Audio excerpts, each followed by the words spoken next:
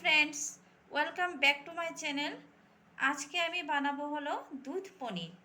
তো দুধ পনির, তো তোমরা ভিডিওটা স্কিপ না করে সম্পূর্ণ ভিডিওটা দেখতে থাকো। আশা করি তোমাদের ভালো লাগবে। তো চলো শুরু করা যাক। তো বন্ধুরা দেখো, আমি এখানে পনির নিয়ে নিয়েছি।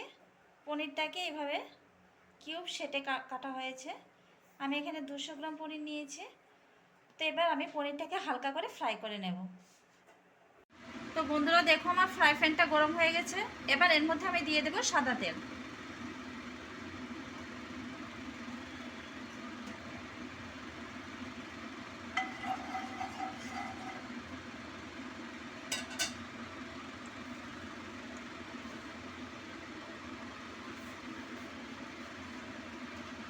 এবার আমি তেলটার মধ্যে একটু নুন দিয়ে দেব।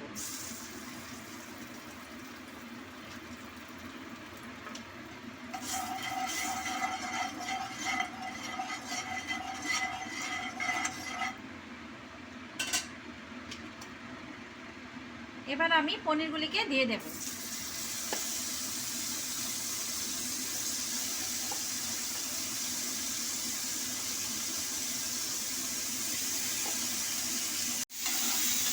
তো দেখো, পনিরগুলিকে আমি একদম হালকা করে ফ্রাই করে নেব, বেশি ভাজবো না। বেশি ভাজলে পনিরগুলি শক্ত হয়ে যাবে।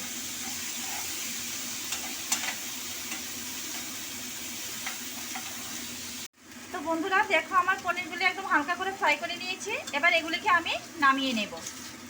এ দেখো, একদম হালকা করে ফ্রাই করেছি। এবার এটাকে আমি গরম দুধের ভিতরে ভিজিয়ে রাখবো।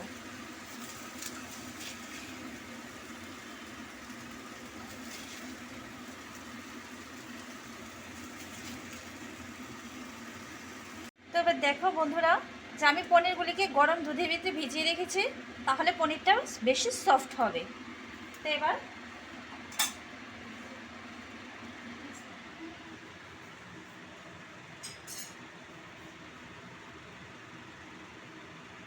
তো বন্ধুরা দেখো, এবার এর মধ্যে আমি দিয়ে দেব আদা।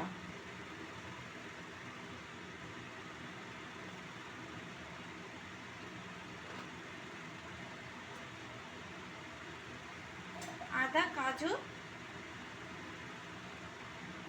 আর কয়েকটা কাঁচা লঙ্কা দিয়ে দেব।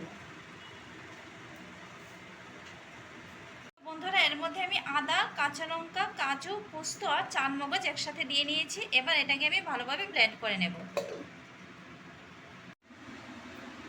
তো বন্ধুরা দেখো, এবার এই ফ্রাই প্যানটার মধ্যে আমি আরেকটু তেল অ্যাড করে দেব।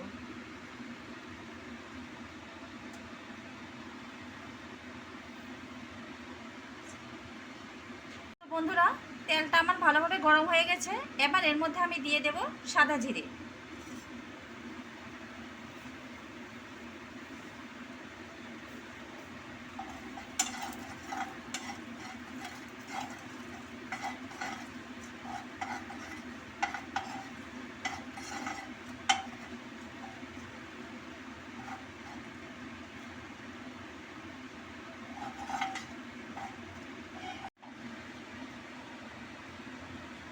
তো বন্ধুরা এবার আমি যে পেস্টটা করে রেখেছিলাম, এবার এটা আমি প্যানের মধ্যে ঢেলে দেব।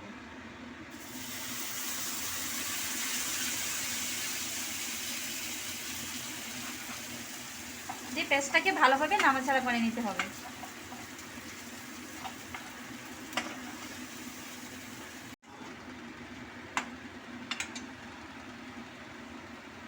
তো বন্ধুরা এবার এর মধ্যে আমি নুন দিয়ে দেব, পরিমাণ মতো নুন দিয়ে দেব।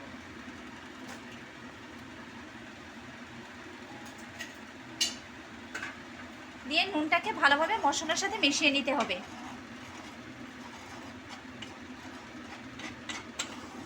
গ্যাসের ফ্লেমটাকে মিডিয়ামে রেখে মশলাটা ভাজতে হবে, নাহলে মশলাটা পুড়ে যাবে।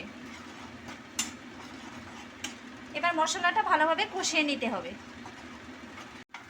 তো বন্ধুরা দেখো, আমার মশলাটা ভালোভাবে ভাজা হয়ে গেছে। যখন মশলাটা থেকে তেল বেরোতে শুরু করবে, তখন তোমরা বুঝবে যে মশলাটা ভাজা হয়ে গেছে। এবার এর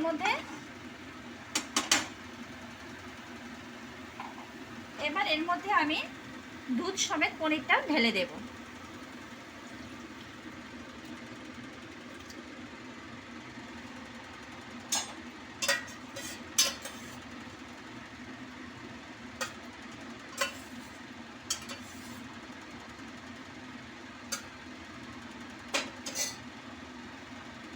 এবার মশলার সাথে পনিরটাকে ভালোভাবে মিশিয়ে নিতে হবে।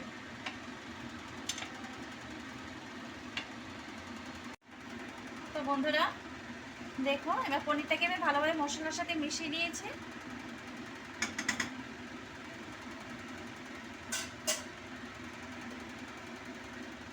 এবার আমি এটাকে 10 মিনিটের জন্য মিডিয়াম ফ্লেমে ঢেকে দেব। 10 মিনিটের জন্য ঢাকা দিয়ে দিলাম। তো 10 মিনিট পরে আবার তোমাদের সামনে ফিরে আসছি।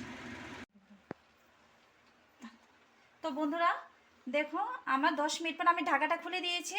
আমার পনির একদম রেডি হয়ে গেছে। এখন এটাকে আমি পরিবেশন করে দেব। তো চলো এটাকে পরিবেশন করে দিই।